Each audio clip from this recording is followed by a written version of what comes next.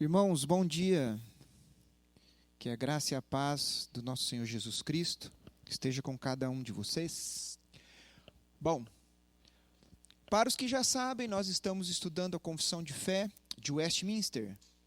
A Confissão de Fé de Westminster é um símbolo da nossa igreja, que como nós interpretamos a palavra de Deus, aí estão as principais doutrinas seguidas pela nossa igreja presbiteriana.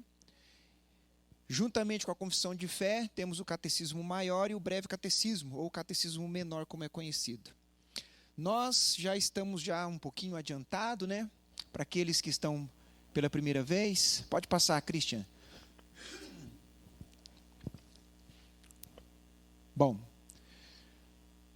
para que nós comecemos nosso estudo hoje, eu queria que vocês pensassem em algumas propostas aí, algumas problemáticas. E uma delas é a seguinte: todos os seres humanos são filhos de Deus. Eu acho que vocês já escutaram muito sobre isso, né? E um ditado popular que nós temos aí é que todos os seres humanos são filhos de Deus. Também outra pergunta: como nos tornamos filhos de Deus? Se todos são filhos de Deus ou não, a pergunta é: como que isso acontece? Em que momento da vida? E qual é o método de Deus para que um se torne filho dele? E outra pergunta é: somos filhos de Deus no mesmo sentido que Jesus é filho de Deus? Isso também é algo que às vezes nós não pensamos, né? Porque nós falamos que Jesus é filho de Deus e que nós somos filhos de Deus também. Mas em que sentido Jesus é filho de Deus e em que sentido nós somos filhos de Deus? Existe alguma diferença nisso? Vai lá, Christian. Nós vamos estudar hoje o capítulo 12, e no capítulo 12 só tem um parágrafo. Que bom, porque vai ser fácil, rápido, acho que vai sobrar talvez até tempo para a gente discutir alguma coisa. Pode passar. E o tema do capítulo 12 é da adoção. Então, nós vamos falar sobre adoção. A Bíblia fala sobre isso. Eu acredito que vocês sabem o que é adoção.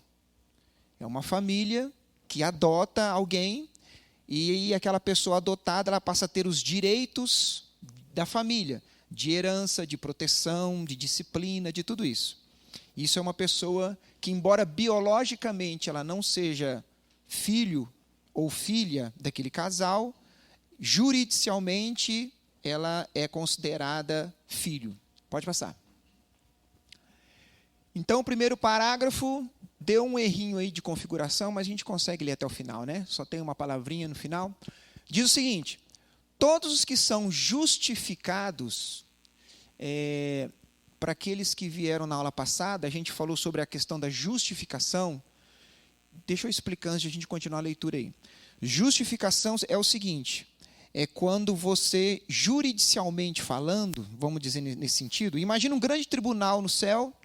Então, Jesus é o nosso advogado, Deus ele é o juiz, e nós recebemos a sentença de condenação. Nós vamos ser condenados pelos nossos pecados e tal. Mas alguém, ele cumpre essa pena em nosso lugar. No caso de Jesus Cristo. Então, aquilo que eu deveria pagar, eu não pago mais, eu não tenho mais dívida nenhuma no tribunal celestial. Então, desse momento, eu sou considerado justo. A justiça de Cristo é imputada, é dada a nós, pelo seu sacrifício na cruz. Então, eu deveria ser condenado pelo meu pecado, eu não sou mais, porque alguém sofreu essa condenação, Jesus Cristo. E a justiça que ele tinha, toda a sua vida santa, ela foi atribuída a mim como se eu tivesse vivido aquela vida justa. A justificação, ela não muda o meu coração. Deus simplesmente me declara justo, sem culpa. O que vai mudar o meu coração, depois a gente vai ver, é a santificação e a regeneração. Embora elas estejam bem interligadas uma com a outra, mas a justificação, simplesmente Deus declara que você é justo. Você não tem mais culpa. Então, todos os que são justificados, é Deus servido em seu Filho Jesus Cristo, e por ele fazer participantes da graça da adoção. O que significa? Todos os que são justificados são adotados. E continua a confissão. Por essa graça, eles são recebidos no número dos filhos de Deus e gozam de liberdade e privilégios deles. Têm sobre si o nome deles, recebem o espírito de adoção, têm acesso com confiança ao trono da graça e são habilitados a clamar Abba Pai. São tratados com comiseração, protegidos, providos e por ele corrigidos, como por um pai, nunca, porém, abandonados, mas selados para o dia de redenção, e herdam as promessas, como herdeiros da eterna salvação. Então, o que nós estaremos vendo hoje sobre essa questão da adoção, sobre esta questão de quem é que tem o espírito de adoção, no caso, o Espírito Santo, qual o acesso que essa pessoa que é adotada por Deus ela tem, em que sentido ela é habilitada, como ela passa a ser tratada por Deus, e essa segurança que nós vamos ver mais para frente também, que fala sobre o selo que essa pessoa recebe, todos os adotados, e o que elas vão herdar em relação à herança de Deus. Pode passar. Então, vamos lá. Para a gente compreender o que é adoção, o Gruden, ele é um teólogo bem conhecido no meio reformado, ele dá a seguinte definição. A adoção é um ato de Deus, presta atenção para essa palavrinha, um ato de Deus, por meio do qual ele nos faz membros de sua família. O que isso significa? Assim como aqui na Terra, uma pessoa só pode ser membro de uma família se ela for adotada, da mesma forma, uma pessoa só pode ser chamada de filho de Deus, ou ela só é filho de Deus, a partir do momento que Deus a adota para fazer parte da sua família. Pode passar. Olha o que diz o Catecismo Maior de Westminster, na pergunta de número 79, ele vai explicar o que é a adoção.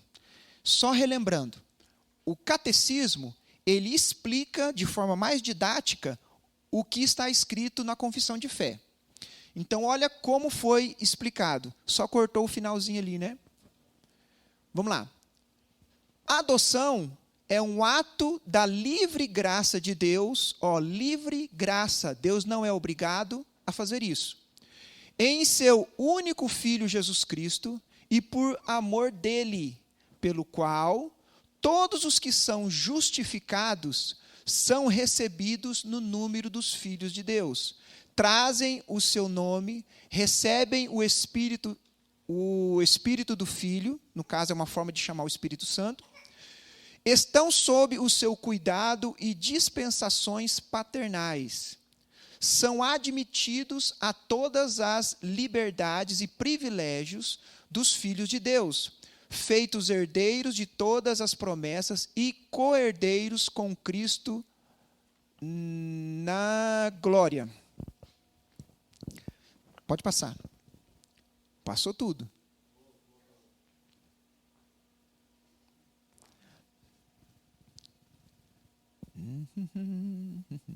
Tá, enquanto ele está mexendo ali, olha só. Nós vamos ver então agora a explicação teológica. Isso, passa. E é o seguinte: quais são os beneficiários da adoção? Quem são os que recebem essa adoção?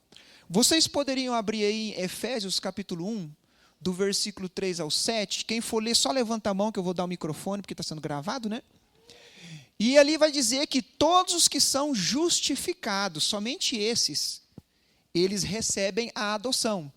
Efésios, capítulo 1, do versículo 3 ao 7. Quem vai ler, levanta a mão, aí eu passo o microfone. Alguém? Robson.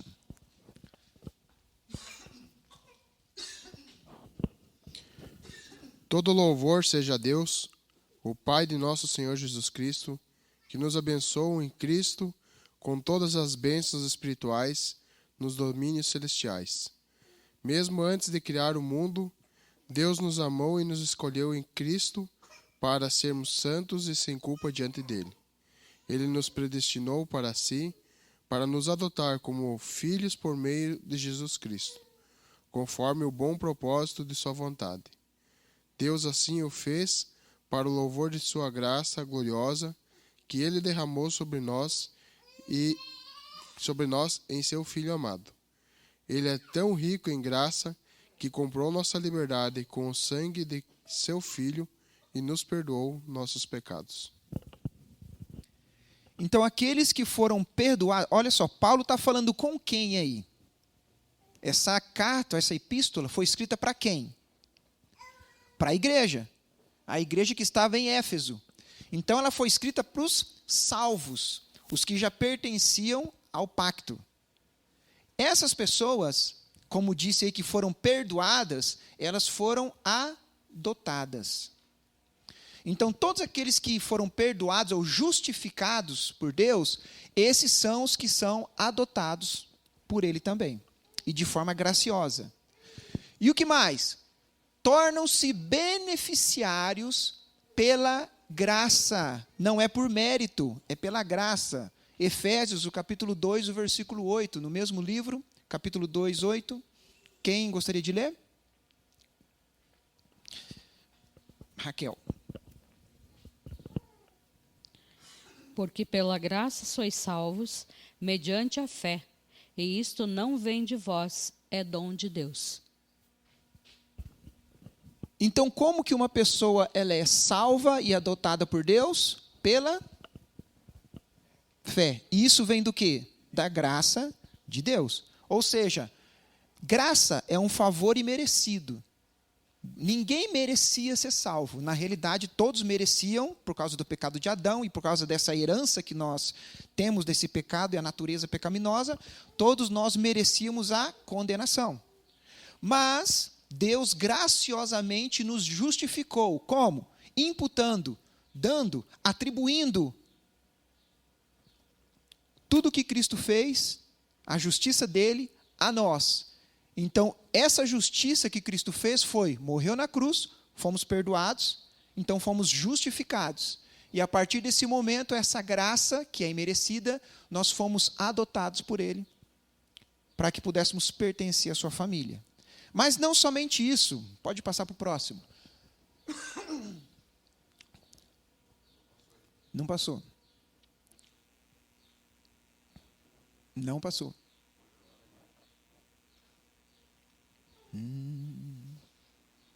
Aí. Agora nós vamos ver o seguinte. Tá, nós sabemos que todos os que foram justificados foram adotados. E isso nós recebemos pela graça de Deus. Mas, quais são os benefícios dessa adoção?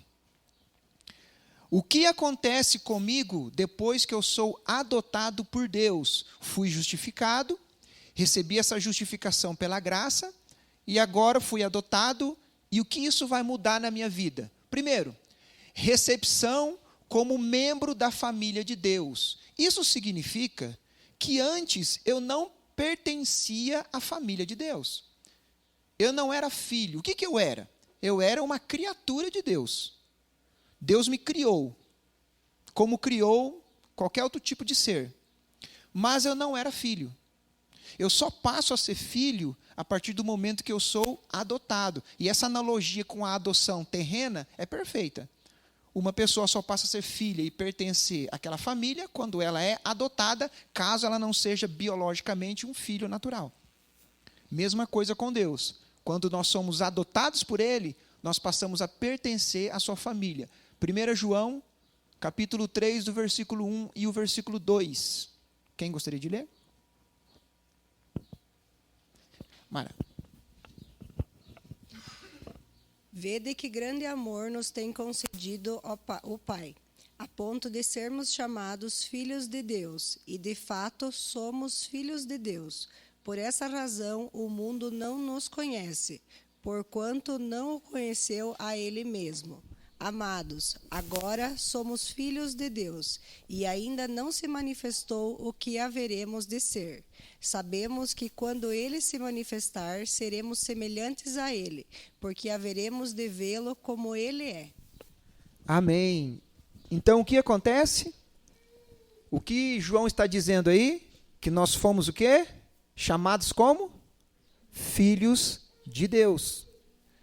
Também, qual outro benefício da adoção? Objetos do seu amor peculiar. Ou seja, a partir do momento que você passa a ser filho, Deus, ele te trata de uma forma distinta, como filho. Vamos ver? Isaías capítulo 49 e o versículo 15. Quem gostaria de ler?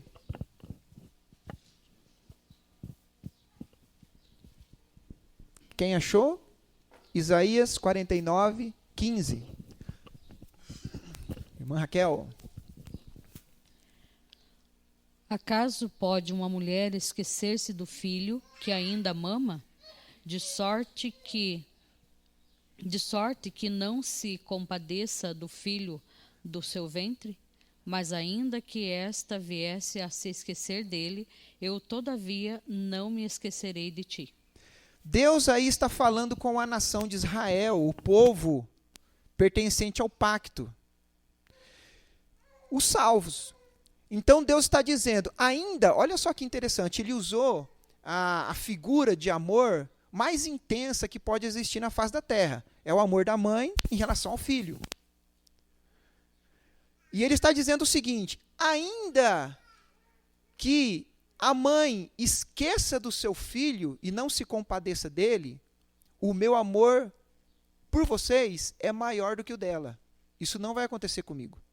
Olha só a diferença de tratamento. Olha também Jeremias capítulo 31, versículo 3.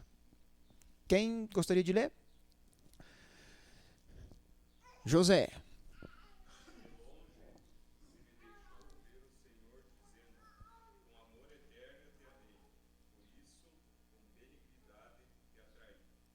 Olha só, com amor eterno eu te amei, e com benignidade eu te atraí.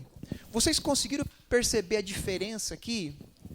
Porque quando a Bíblia fala sobre a criação, a Bíblia diz que depois do pecado, a ira de Deus está sobre a humanidade, por causa do pecado, que existe uma separação entre Deus e a humanidade. Qual que é essa separação? O pecado, é um abismo que separa Deus do ser humano. Mas depois que essa pessoa é adotada e agora passa a fazer parte da família de Deus, Deus agora começa a tratar essa pessoa de forma distinta. Não é mais a ira, agora ela pode se aproximar. Por quê? Porque o pecado dela, que fazia essa separação, foi aniquilado. Jesus Cristo aniquilou esse pecado na cruz. E não somente isso, quando Deus olha para você, ele vê a própria justiça de Cristo. Então ele vê você como uma pessoa perfeita que nunca pecou. E o que isso acontece? Você passa então a ser tratado de forma distinta pelo Pai. Não através da ira, mas através do seu imenso amor. Também, qual outro benefício? Gozo de liberdade e privilégios dos filhos de Deus. Gálatas capítulo 4, versículo 4 até o 7. Quem gostaria de ler?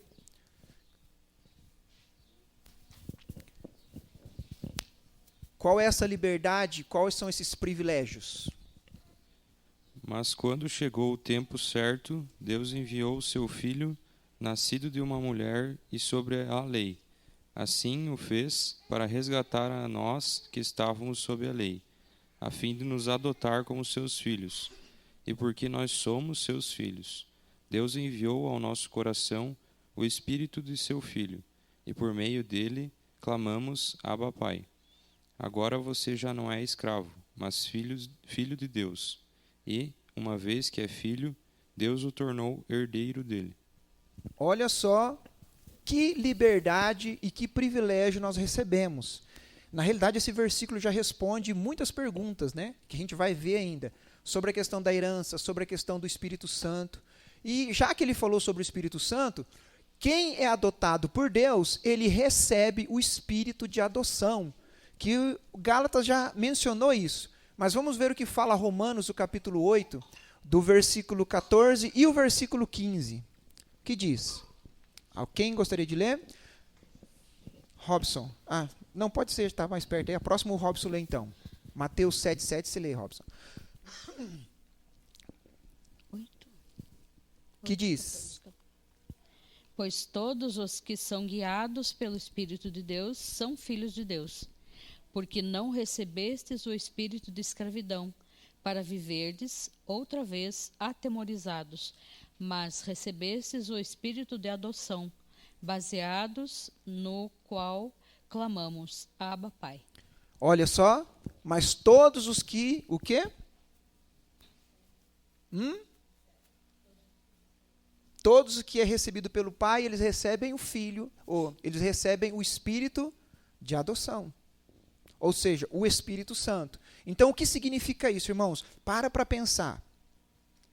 Às vezes a gente é ansioso, temeroso e preocupado além do normal. É normal que a gente se preocupe com o dia a dia, com as coisas, faça planos e projetos, se organize. E isso Deus é um ser organizado e Ele requer que nós sejamos também. Mas nós nunca podemos esquecer que todos aqueles que são filhos, e se você é salvo, você também é filho, isso significa que você tem o Espírito Santo. E quem é o Espírito Santo? O próprio Deus, a Trindade. Então significa que o ser mais poderoso da existência habita em você. Isso faz a gente pensar o seguinte: existe motivo para eu ser uma pessoa ansiosa, preocupada, de forma excessiva, ao ponto de isso me trazer algum tipo de transtorno mental? Não. Uma pessoa que compreende que o próprio Espírito Santo habita na pessoa, que essa pessoa tem um favor de Deus, que é aquele que tem o controle de toda a existência, essa pessoa deveria ser uma pessoa tranquila, confiante, em que tudo que acontece na minha vida é Deus trabalhando em mim. E que Ele nunca vai me abandonar, porque assim como um pai cuida do seu filho, com certeza Deus cuida de nós. Vamos lá. Também, outro benefício da adoção é que nós temos acesso ao trono da graça. Mateus 7, do 7 ao 11. Robson. Peçam e receberão, procurem e encontrarão, batam e a porta lhes será aberta. Pois todos que pedem, recebem, todos que procuram, encontram, e para todos que batem a porta é aberta. Respondam: se seu filho lhe pedir pão, você dará uma pedra? Ou se pedir um peixe, você lhe dará uma cobra? Portanto, se vocês que são maus sabem dar bons presentes a seus filhos, quanto mais eu, seu Pai, que está no céu, dará bons presentes aos que lhe pedirem. Olha só, quanto mais eu, seu Pai, darei bons presentes. Então, está implícito aí que todo aquele que pede, recebe, e essa linguagem se refere aos que foram adotados, que tem Deus como Pai. Lembrando que Jesus estava falando com quem aí? Com os discípulos e também com os judeus, os que faziam parte do pacto com Deus. Que isso significa? Todas as pessoas que realmente são filhos, eles têm um acesso exclusivo ao trono da graça. Agora, para que eu entenda o valor disso, eu tenho que conhecer o Antigo Testamento. Vocês sabem que o templo existia um local que era o pátio, depois o lugar santo, que somente os sacerdotes poderiam trabalhar ali, e existia o lugar santo dos santos, que somente o sumo sacerdote, uma vez por ano, ele entrava com o sangue do sacrifício para fazer expiação dos pecados de toda a nação. Esse acesso ao trono da graça se refere a esse lugar santo dos santos. Vocês se lembram quando Jesus morreu? Entre o lugar santo e o santo dos santos tinha um véu. Esse véu ele era trançado, ele tinha tranças com fios de ouro. Praticamente era impossível você conseguir rasgar esse véu. E a Bíblia diz que quando Jesus morreu na cruz, esse véu se rasgou, abriu. Não existe mais essa separação do lugar santo e lugar santo dos santos. O que isso significa? O que isso indica? Aquilo que nos impedia de ter acesso à presença de Deus que é o lugar santíssimo, agora foi tirado. Esse véu foi arrancado por Cristo. Isso significa que você tem acesso a algo que antigamente só uma pessoa escolhida por Deus tinha, uma vez no ano. Agora você tem acesso constante. Quando você entende isso, você vai começar a valorizar muito mais a oração. A gente às vezes não valoriza muito porque a gente a gente criou essa cultura na mente como se fosse algo muito fácil. Só que nós temos que saber, não era fácil assim. Outro tinha que mediar isso para nós. Era o sumo sacerdote. Atualmente, outro também tem que mediar. É Cristo Jesus. Mas acontece que Cristo Jesus é o próprio Deus que já está no lugar santíssimo. Então nós temos esse acesso, os filhos de Deus têm esse acesso ao trono da graça. Pode passar.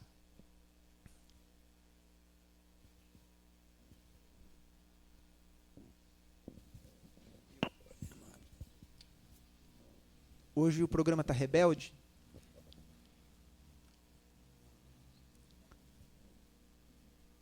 Não? Passou não.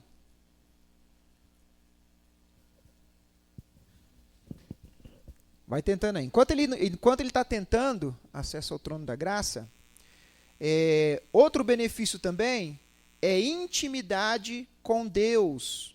Romanos capítulo 8, do versículo 15 até o versículo 17. Todos os que são filhos, passou muito. Todos os que são filhos, aí, esse daí. Todos que são filhos, eles têm intimidade com Deus. Alguém gostaria de ler? Romanos, o capítulo 8, do versículo 15 ao 17. O versículo que a gente vai ler aqui é o Romanos 8,15, então já deixa marcado na sua Bíblia, tá? No final. Quem gostaria de ler? Romanos,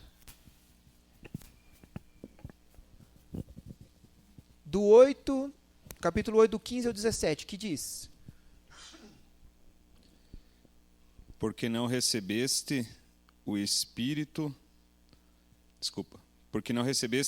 de escravidão para viverdes outra vez atemorizados, mas recebestes o espírito de adoção, baseados no qual clamamos, Abba, Pai.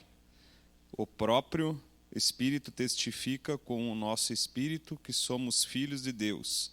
Ora, se somos filhos, somos também herdeiros, herdeiros de Deus e co-herdeiros com Cristo. Se com ele sofremos, também com ele seremos glorificados. Olha só, agora nós não temos mais temor. Que temor é esse? De chegar a Deus, num Deus irado, que está irado contra o pecado. E nós, como pecadores, toda a sua sentença de justiça, de condenação, deveria ser executada em nós. Mas agora, como somos filhos, nós recebemos o espírito não de temor. O que isso significa? Assim como um pai, ele tem intimidade com o seu filho, com sua filha, também, da mesma forma, nós temos intimidade com Deus. Deus se revela a nós e nós nos desabafamos para Deus e falamos todas as nossas ansiedades e tudo, os nossos problemas, por meio da oração. Isso daí é um privilégio, irmãos. Somente os filhos têm esse privilégio. Aqueles que fazem parte da família de Deus. Também, o tratamento divino de paternidade, incluindo aflições temporais e espirituais. O que isso significa? Está falando da disciplina de Deus. Bom, se Deus é pai, vocês sabem muito bem como funciona uma família. Todo pai ou mãe tem o direito de disciplinar os seus filhos. Mas a disciplina é para o bem deles.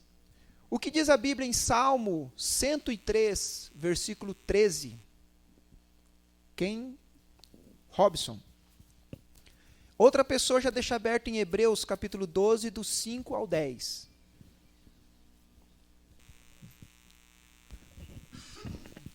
O Senhor é como um pai para seus filhos, bondoso e compassivo para os que o temem. O Senhor é como um pai para os seus filhos, bondoso e compassivo Hebreus 12, 5 ao 10. Acaso vocês se esqueceram das palavras de ânimo que Deus lhe dirigiu como filho dele? Ele disse: Meu filho, não despreze a disciplina do Senhor. Não desanime quando ele o corrige, pois o Senhor disciplina quem ele ama e castiga todo aquele que aceita como filho.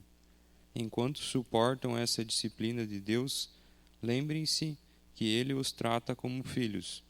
Quem já ouviu falar de um filho que nunca foi disciplinado pelo pai? Se Deus não o disciplina, como faz com todos os seus filhos, significa que vocês não são filhos de verdade, mas ilegítimos. Uma vez que respeitamos nossos pais, terrenos que nos disciplinavam, não devemos nos submeter ainda mais à disciplina do Pai do nosso espírito e assim obter vida? Pois nossos pais nos disciplinam por alguns anos como julgam melhor, mas a disciplina de Deus é sempre para o nosso bem, a fim de que participemos da sua santidade. Olha só que interessante isso. Por que esse texto é tão importante, irmãos? Não é porque uma pessoa agora é filho de Deus que ela pode fazer o que ela quiser e está tudo bem. Não. Qual é o objetivo de Deus? Que nós cresçamos em santidade. Ainda que Jesus morreu pelos nossos pecados e nós fomos justificados, todos os pecados que nós cometemos depois dessa justificação, Deus irá nos disciplinar por eles. O que pode ser essa disciplina? Irmãos, pode ser várias coisas. Quem já tem filho, e principalmente mais de um filho, vai entender o que eu estou dizendo. Vocês sabem que tem filhos que o simples fato do pai conversar com esse filho já é o suficiente para essa pessoa mudar, por causa da personalidade do filho e tudo mais. Ele já é mais sentimentalista e aquela coisa toda. Mas tem filho que, se não for a base da varinha, não adianta conversar. Vocês sabem disso. Deus também sabe, Ele conhece muito melhor do que nós o coração das pessoas. Então Ele sabe o tratamento perfeito que Ele tem que dar com alguém, com um dos seus filhos. Ele sabe com um filho, se ele conversar, se essa pessoa errou, e ele conversar com essa pessoa vai se arrepender e vai mudar. Como que ele vai conversar?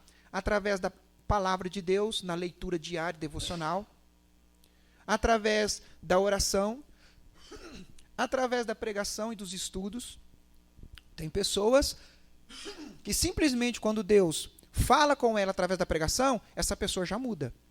Ela se arrepende verdadeiramente e muda de vida. Agora tem pessoas que não. Ela está em pecado, ela continua no pecado, ela escuta as pregações, Deus falando com ela por meio da pregação, por meio dos ensinos, por meio da palavra de Deus quando ela lê, e essa pessoa não muda. Então o que Deus faz? Disciplina. Como que Ele pode disciplinar? A metodologia são várias. Ele pode fazer essa pessoa cair numa crise financeira tão problemática que o único escape que ele tem é ir aos pés do Senhor. Ele pode permitir que essa pessoa seja contagiada por alguma enfermidade grave. Deus pode permitir que que aconteça alguma coisa na sua família, um evento muito constrangedor, e ele trabalhar em cima disso para disciplinar a pessoa. Quem tem filho sabe do que eu vou dizer. Deus pode permitir que aconteça algo com o teu filho para te quebrantar. Então, os métodos que Deus usa como pai são vários, irmãos, e Ele sabe o melhor método para conseguir atingir tua consciência. Mas Ele não faz isso porque Ele te odeia. Muito pelo contrário. Ele está tentando chamar a sua atenção para fazer com que você caia em si. Ele pode fazer que aquele seu pecado de estimação, que você não consegue deixar, ele pode fazer que você seja envergonhado justamente por causa dele. E você passar por uma vergonha muito grande, ao ponto de você falar assim, nunca mais eu vou fazer isso.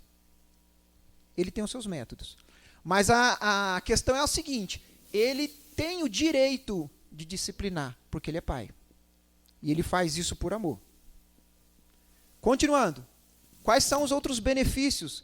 A exaltação de nossos corpos para comunhão com ele. Filipenses capítulo 3, o versículo de número 21. Quem gostaria de ler? Ele tomará nosso frágil corpo mortal e o transformará num corpo glorioso como o dele, usando o mesmo poder com o qual submeterá todas as coisas a seu domínio.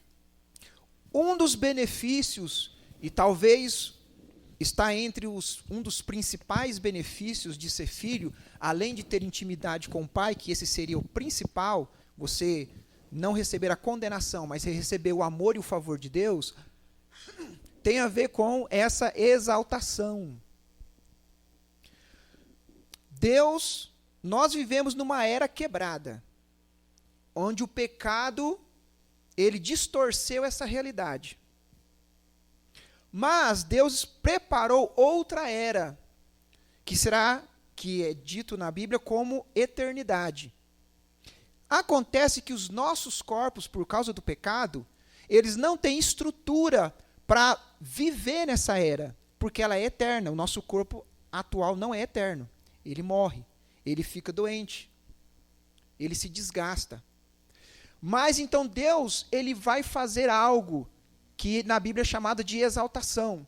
Ele vai transformar esses nossos corpos em corpos que terão a capacidade de viver nessa nova era perfeita e eterna.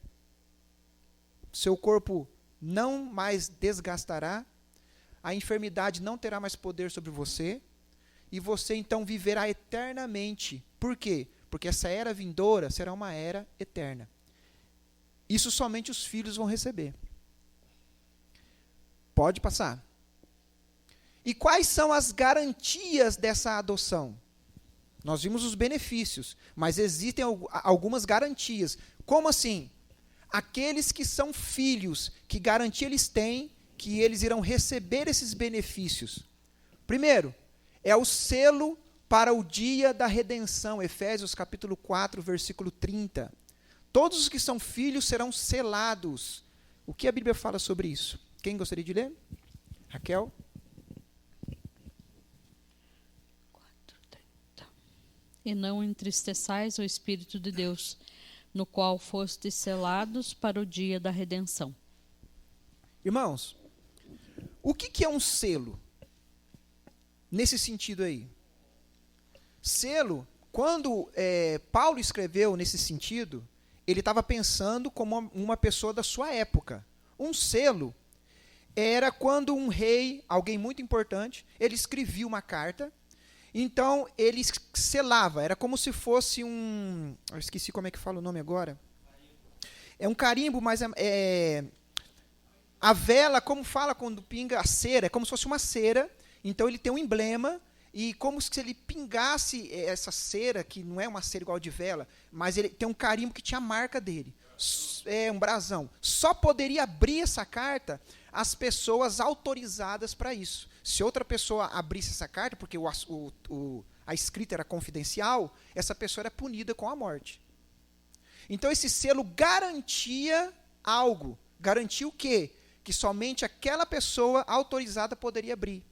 Quando Paulo fala sobre o selo para o dia da redenção, ele está se referindo ao Espírito Santo. Então, o que acontece? Todo filho, ele recebe o Espírito Santo. O que o Espírito Santo é? Então, ele usa essa simbologia do selo. É como o selo que garante que no dia da redenção, você será levado pelo Pai. Exclusividade. Então, o Espírito Santo é a garantia. Ele é como se fosse um selo. No mundo espiritual, os seres, quando olham para você, demônios, Satanás, os anjos, não importa quem seja, ele consegue te identificar. Esse daí é filho. Por quê? Ele tem um selo. Qual que é o selo? O Espírito Santo. Isso. Então, uma garantia para o dia da redenção. Porque a Bíblia fala que é o Espírito Santo que irá nos levar. Quem tem o Espírito Santo será levado ao Pai. Receberá um novo corpo, tudo isso. Quem não tem, ele não passará por esse processo. Então, o Espírito Santo é a garantia, é o selo. Também, nós temos a garantia de uma herança das promessas divinas. Romanos capítulo 8, versículo 17. Quem gostaria de ler?